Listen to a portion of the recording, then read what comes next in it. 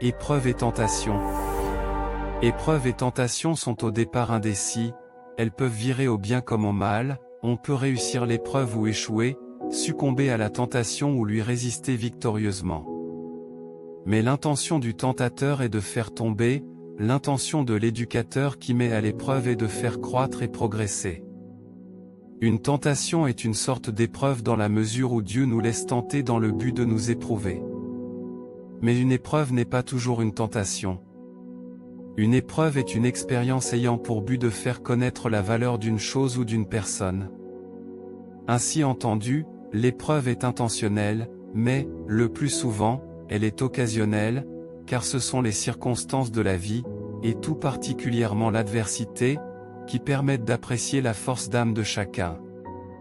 L'épreuve, quels que soient les événements heureux ou malheureux qui en sont l'occasion, est bonne en soi, et nécessaire à l'exercice de la liberté humaine, et pour ceux qui la supportent victorieusement, elle est une cause d'affermissement, et de progrès.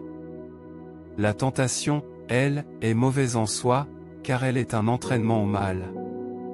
Sans doute, elle joue le rôle d'épreuve puisqu'elle est aussi pour l'homme une occasion de montrer ce qu'il vaut, mais ce n'est pas là sa fin véritable, car son but est de séduire et de faire tomber. La tentation vient en général de Satan, qui est appelé le tentateur. Mais si Satan est habile pour tenter les hommes, il trouve en eux des complices, car, à l'attrait du fruit défendu, répond intérieurement l'inclination au mal.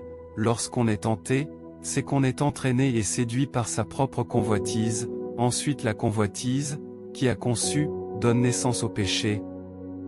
D'où la nécessité de la vigilance, et de la prière, pour résister à cette sollicitation, et à cet entraînement, veiller et prier, afin de ne pas succomber à la tentation, Matthieu 26 verset 41.